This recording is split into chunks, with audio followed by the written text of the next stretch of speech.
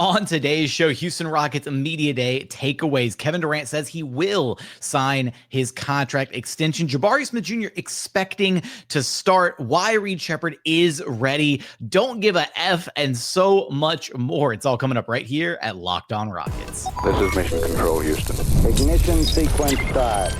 6, 5, 4, 3, 2, 1.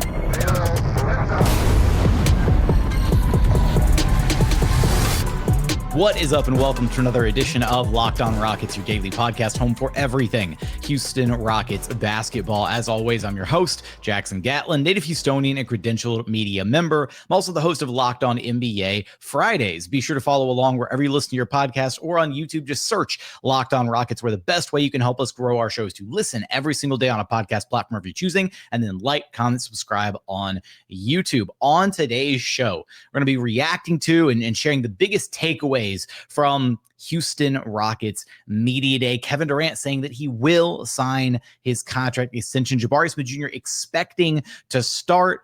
Tari Eason looking for a bigger role this season. Not talking about his contract situation. And then other important takeaways, like why it feels like Reed Sheppard is ready for this bigger role based on what everybody else is saying about Reed Sheppard and how prepared he is for this season. The best moments from the day, both Dorian Finney-Smith and Steven Adams giving each other a run for their money for who can be the most out of pocket or tell the funniest story or get the biggest laugh out of the media congregation. It was a bunch of good stuff. It was great vibes all throughout the day. As always, just want to thank you for making Locked On Rockets part of your day every single day. Let's go ahead and start with, and I'm going to bounce around a little bit. It's always hard trying to, pinpoint exactly what order to go in with this media day stuff. And the biggest story going into media day originally would have just been Kevin Durant. He was still arguably the biggest story, but it was kind of overshadowed a little bit at times by the loss of Fred VanVleet. And that was a running theme throughout the day. It was asking about, how this team would, survive without Fred VanVleet, who would need to step up, expectations for other guys. And that got asked all throughout the day. By not just myself, but many other media members as well, posing those questions to not just Ime Udoka, but to a variety of different players in, trying to understand how this team was going to move forward without Fred. And so we'll certainly be covering that as well, talking about that a little bit later. But I do want to just focus in on KD, because KD is the big story here. It was our first opportunity to talk to KD as a member of the Houston Rockets. There was no introductory press conference for him, unfortunately. And, he slid right in and he felt right at home in a Rockets jersey. He's got Texas roots going back to his UT days. That was highlighted a little bit during his press conference.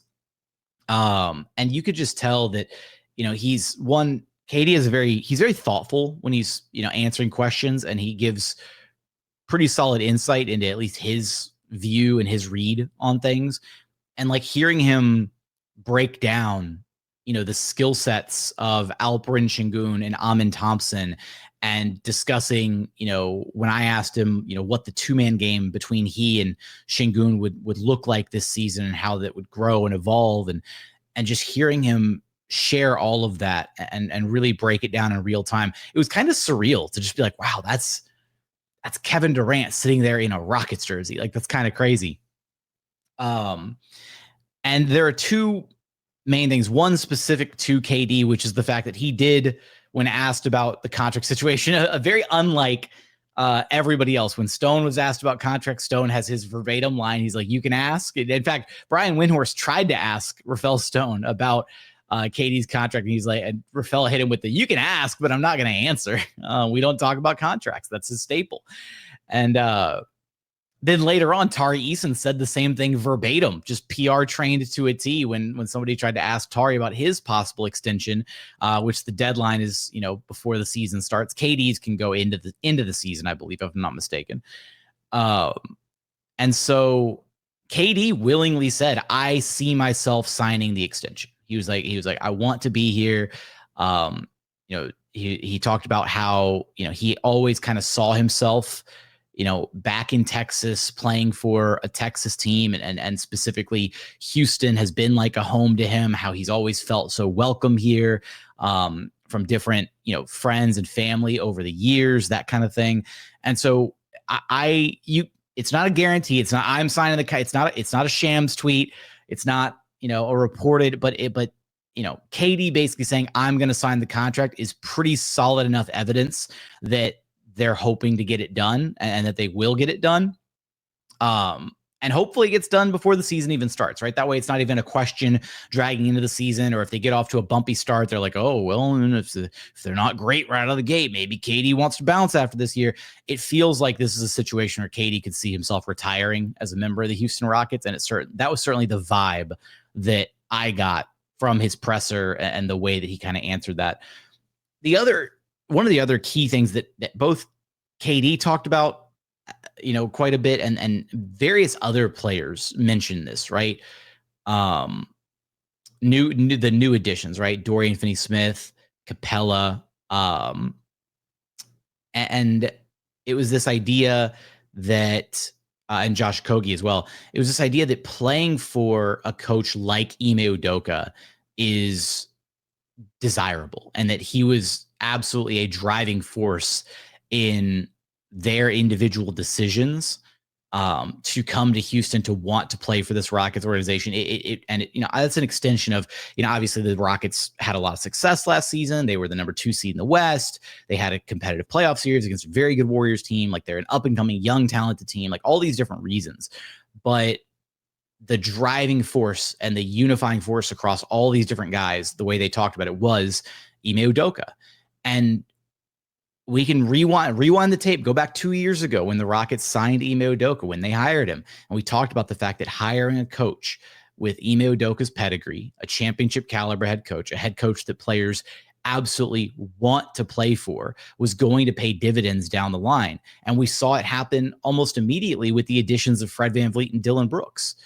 And so this is a situation where the Rockets were able to use that name brand recognition of Ime Udoka and his relationship with these players and his reputation around the league to be able to bring in some of their key free agents and to be able to make a blockbuster acquisition like Kevin Durant. If Ime Udoka wasn't the Rockets head coach, KD trade probably doesn't happen, right? Like that was a significant factor in the Rockets being in a position to land KD, when he talked about the different relationships that he has with Ime, with other guys on the roster, with guys on the coaching staff, and why Houston felt like the right fit or the right, next stop or potentially, knock on wood, final stop in his career. So a lot of great stuff from Kevin Durant.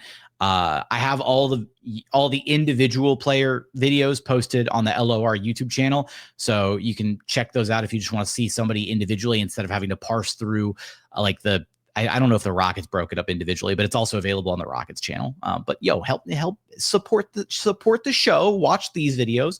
I don't know if they broke it up by player, so it might just be easier to watch it on this channel. But coming up, do you want to talk about everybody else? We'll go maybe a little bit more in sequential order here. Jabari Smith Jr. expecting to start, as well as what he's worked on this offseason, why Reed is ready, or why everybody thinks Reed Sheppard is ready, the don't give a F mentality of this team, and so much more. We're going to get there in just one moment.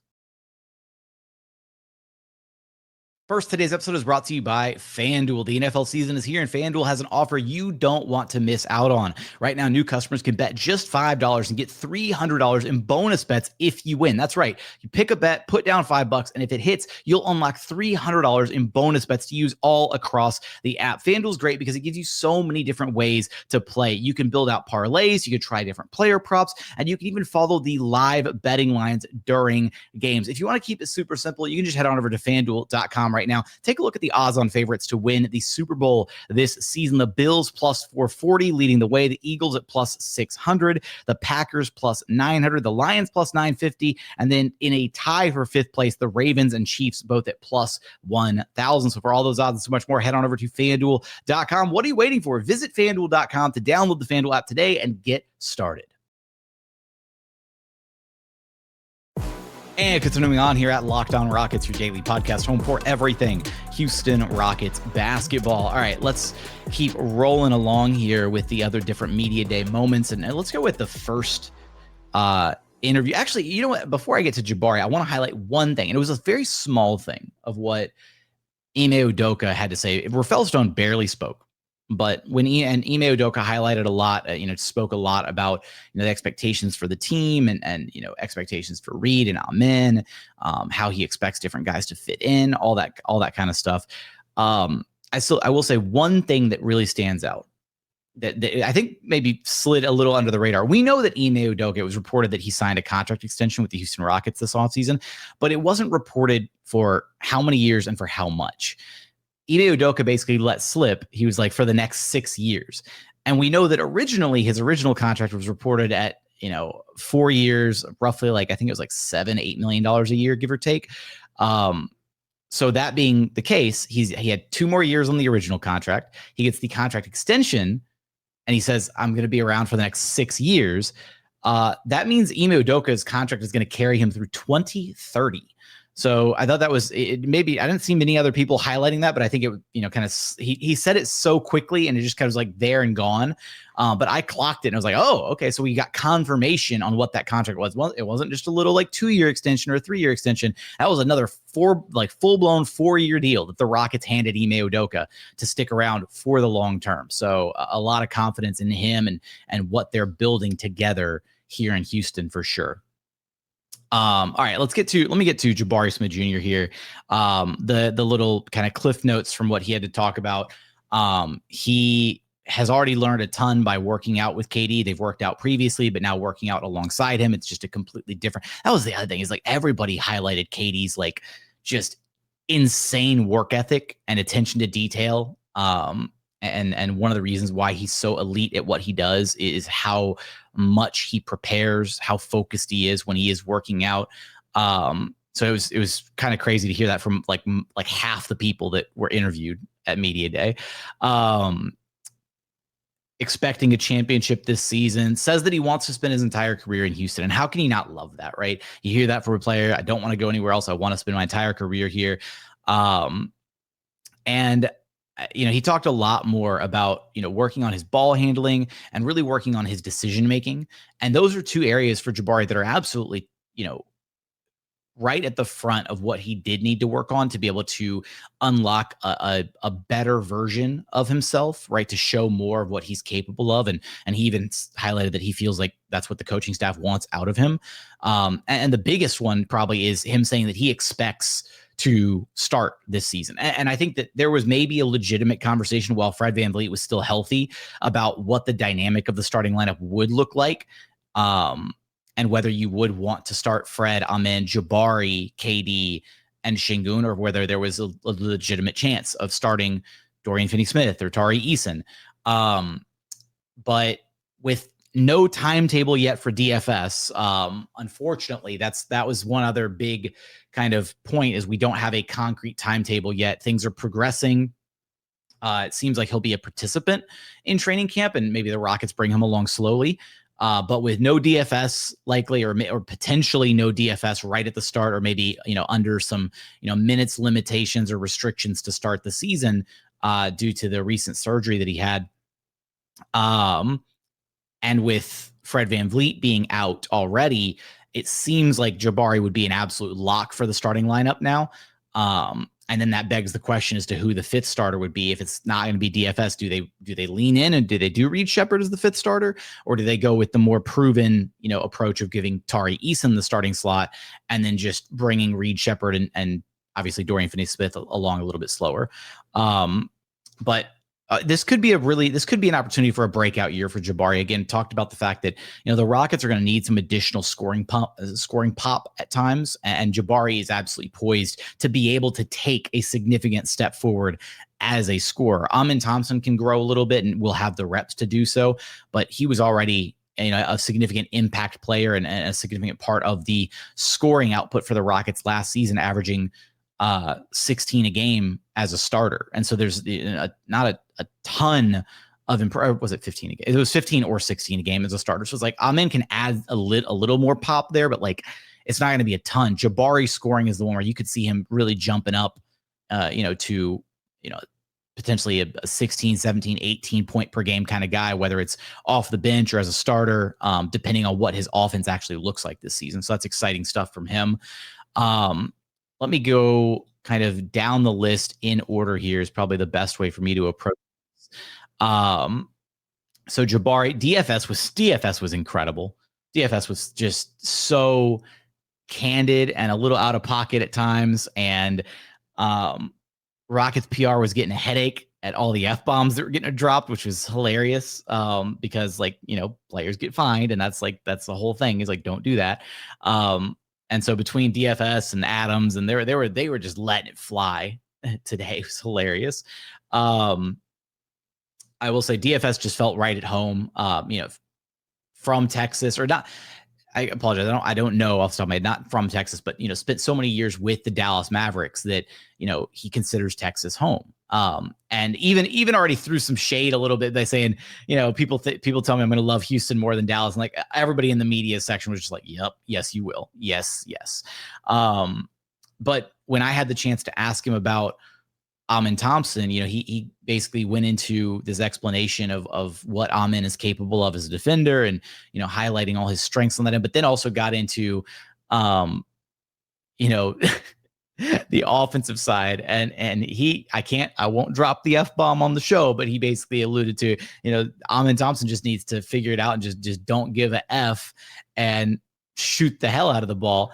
And later on, in the media day, when Ime Thompson was up to bat, Michael Shapiro of Cron.com asked Ime Thompson about the DFS quote and was basically like, DFS says that, it's important for you to not give a F and to just shoot the ball with confidence. And do you feel like you do not give a F and that's where you're at with your shot? And Amen's reply was just absolute gold. Yeah, I definitely feel like I don't give an F. Just the don't give a F thing is probably the quote of the day. And like, honestly, just like DGAF, it needs to be like the mantra for this team this season. Although it does look like we do have maybe revealed the new slogan for this season. I don't know if it's official or anything, but a lot of the merchandising and a lot of the graphics and stuff say all fire. So that's a ton of fun as well.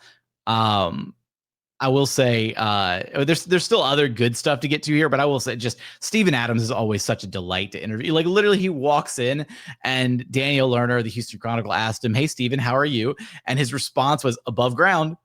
Like one of the best responses to how are you doing that I'm above ground, so I'm all good.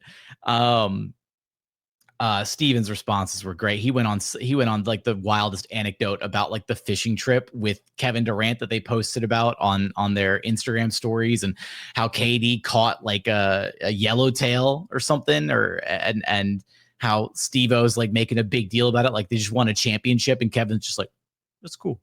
Awesome. Just playing it cool like KD does.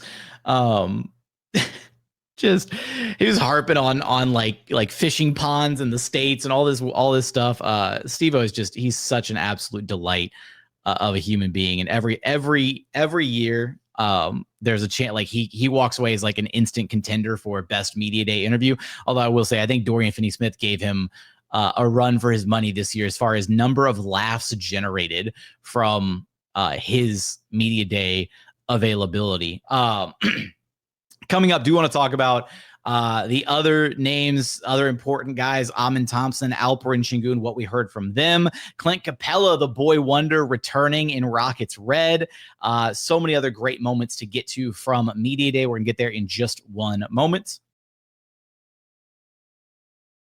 First, today's episode is brought to you by Monarch Money. Look, most people can't name all their financial accounts or even what they're worth, whether it's 401ks, properties, or different investments. And when you don't have the full picture, you can end up leaving money on the table, and nobody wants to do that. That's why there's Monarch Money. It's an all-in-one personal finance tool that brings your entire financial life together in one clean, easy-to-use interface on your laptop or your smartphone. Monarch is built for people with busy lives. So if you put off organizing your finances, Monarch is for you. They do all the heavy lifting. You can link your accounts in minutes, see clear data visuals, get smart categorization of your spending, and finally feel in control of your money without ever having to touch a spreadsheet.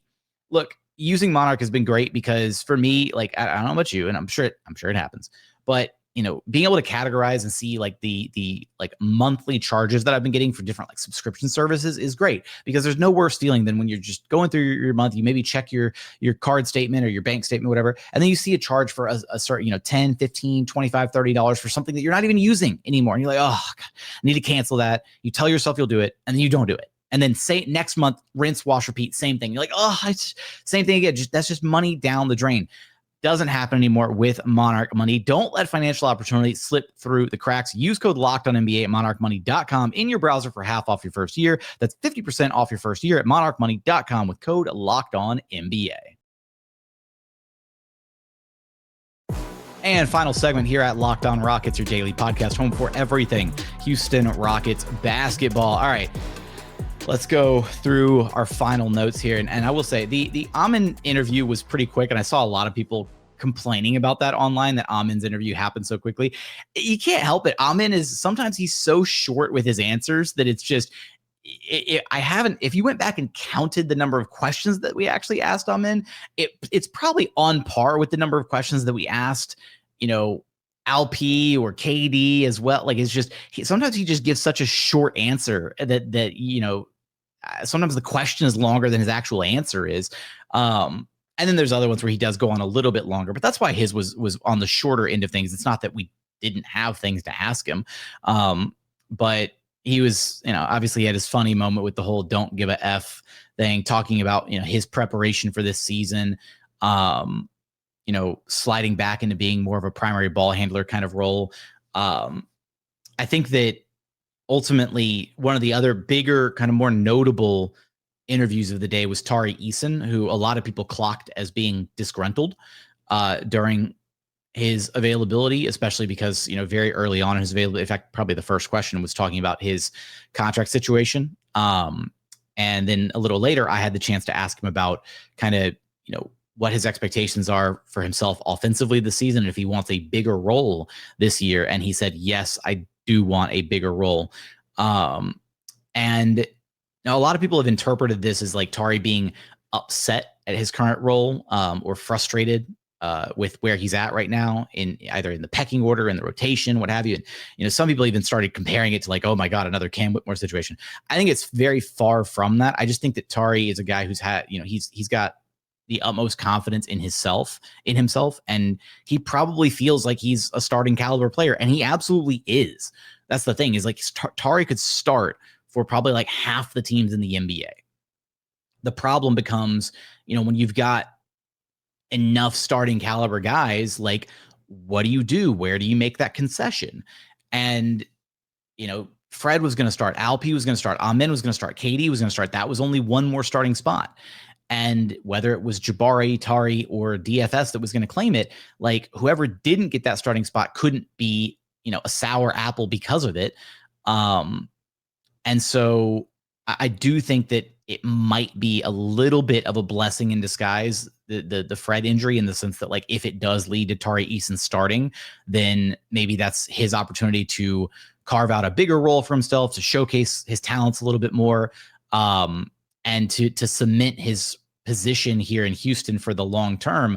But I don't know. It's such a difficult juggling, balancing act that Ime Udoka has to walk a tightrope on, making sure these guys feel valued and feel like their roles are what they are, and that they're contributing in the ways that they want to be able to contribute.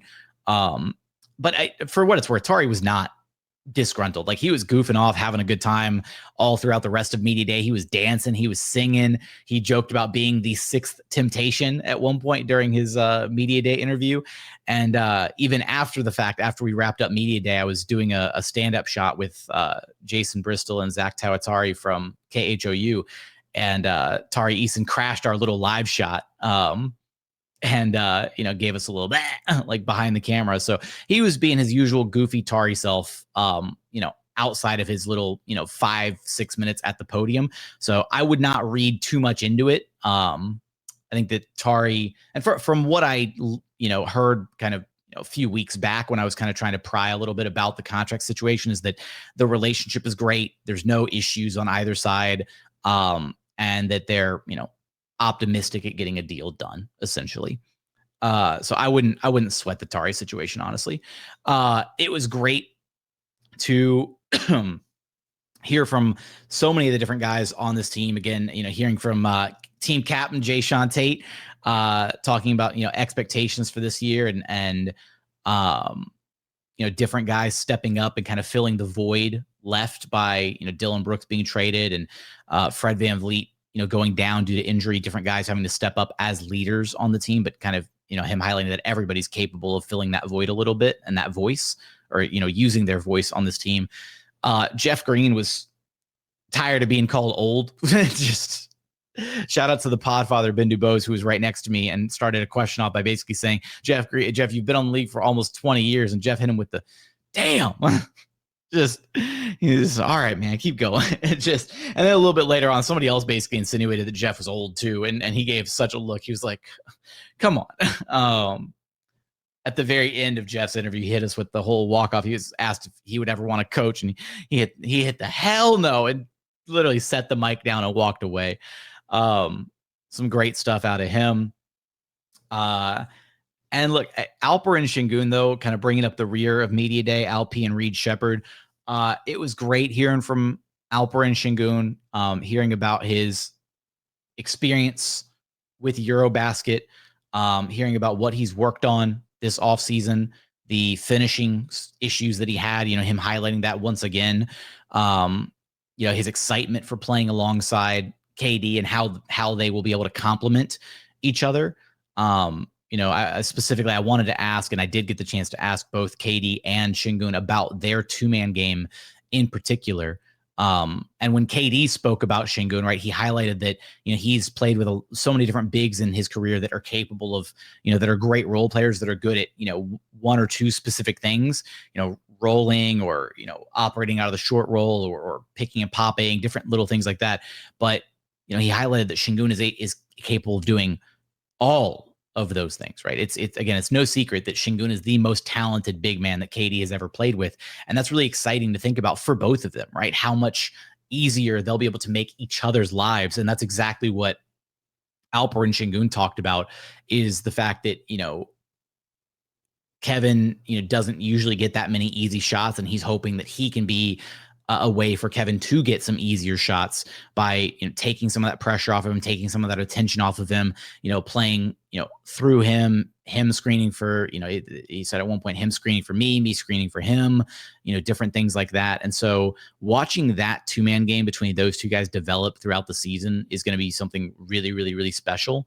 The other thing that really stood out from Alperen Sengun is, him talking about the Fred injury, right? And how much it impacted him, and that he was, on the way back to the States when he heard about the Fred injury. And ultimately just how devastating it was, for him, because of how important Fred has been to him in his career and how important Fred obviously is to the whole team at large.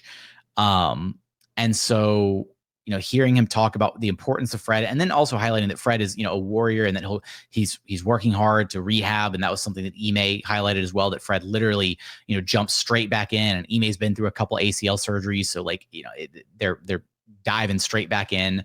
And there's, again, I originally did the episode and I was like, Fred's out for the season.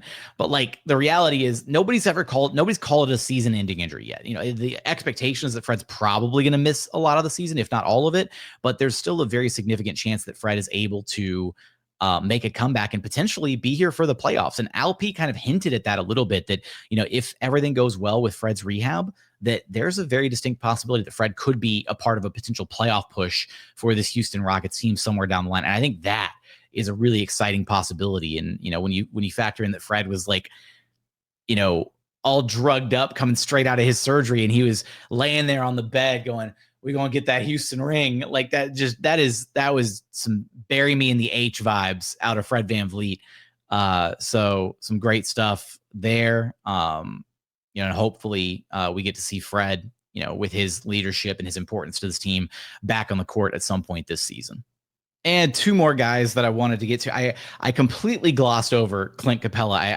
I'm trying to parse through and make sure I tag everybody a little bit here, and I ran straight past Clint Capela. It was great seeing Clint in a Rockets jersey again. You can tell that he is so excited to be back in Houston and to have this opportunity again with the Rockets. And he even alluded to very early on in his availability about, the Warriors being such a familiar opponent, or the Rockets facing a familiar opponent. And so when it came time for me to ask Clint a question, I thought I'd get a little fun with it. And I was like, any conversations, because he kind of joked about it a little bit earlier in the availability. So I thought I could joke about it with him. I was like, any conversations between you and Durant about those old battles between the Rockets and Warriors? And is it strange at all being teammates with him?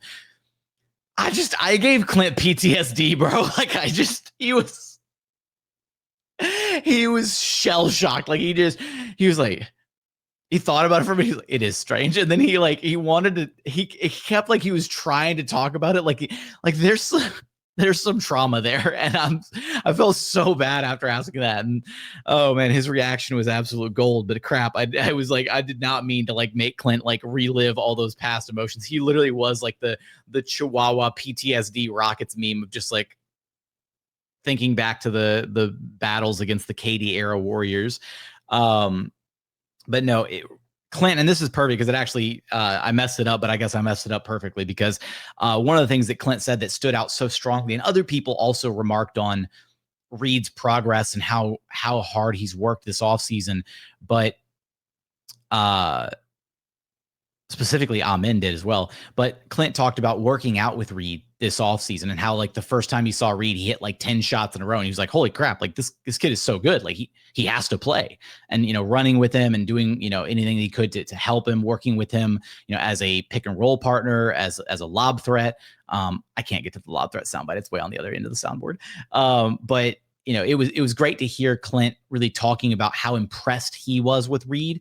And that was the sentiment that was echoed all throughout media day from so many different voices throughout the day, basically signifying, hey, Reed is ready. Like he's ready for this. He's ready for that big step forward. Year one, wasn't probably the way anybody wanted to see it go for a number 3 overall pick, but this opportunity, potential blessing in disguise, right? Because, with Fred VanVleet, the Rockets had they had a higher floor, but maybe not quite as high of a ceiling because Fred is who he is at this point in his career. He's a stabilizing force, and Fred is still capable of some incredible moments on the floor, but Fred is Fred. Fred isn't going to suddenly turn into a star overnight. He's not going to suddenly elevate the offensive ceiling of this Rockets team. If Reed Sheppard hits the way that they think he should as a player, if Ime Thompson reaches the ceiling that he thinks he should as a player, and with both of those guys commanding a lot more of the on-ball reps with no Fred VanVleet in the rotation, I mean, we're talking about a Rockets team that could have a much, much higher ceiling than we originally anticipated coming into this season. But the thing that really stood out from Reed is that the fact that he talked about, and Ime shared this as well, that he focused on defense for like 3 straight weeks. Like just that's all he'd do. He'd come to practice and he'd spend his first 30 minutes, hour just working on defense drills alone, not even touching a basketball, not shooting a basketball, just working on defense. He talked about the physicality, right? His body being stronger, being able to, better deal with the rigors of the physicality of the NBA. And hopefully that's something that we see translate, right? Is there were times where Reed and his size out there looked, he looked a little small. He looked like he was, getting pushed around a little bit at times, or not able to, stay in front of his defender or be as much of a defensive pest as he needed to be on that end of the floor at the point of attack. And so that's going to be a big step forward for him. And after hearing the glowing remarks about Reed Sheppard all throughout media day, I am more inclined to maybe believe that would be the direction that the Rockets might go to fill the starting spot left by Fred VanVleet. We'll ultimately see what happens there. But I want to know your thoughts in the YouTube comments. What was your favorite part of Rockets Media Day? What were your top 3 moments from Rockets Media Day? What was the quote of the day from Rockets? Actually, no, don't even answer, because we already know what the quote of the day from Rockets Media Day was. Yeah, I definitely feel like I don't give an F. Definitely feel like I don't give a F. That is 100% the quote from Media Day. But with that, give me your thoughts in the YouTube comments. Of course, we'll have you covered for all the training camp, breakdowns, footage, as much of it as we can get our hands on over these next coming days, all that good stuff. But as always, thank you so much for watching. Thank you so much for listening. And we look forward to having you back right here at Locked On Rockets, your daily podcast home for everything Houston Rockets basketball.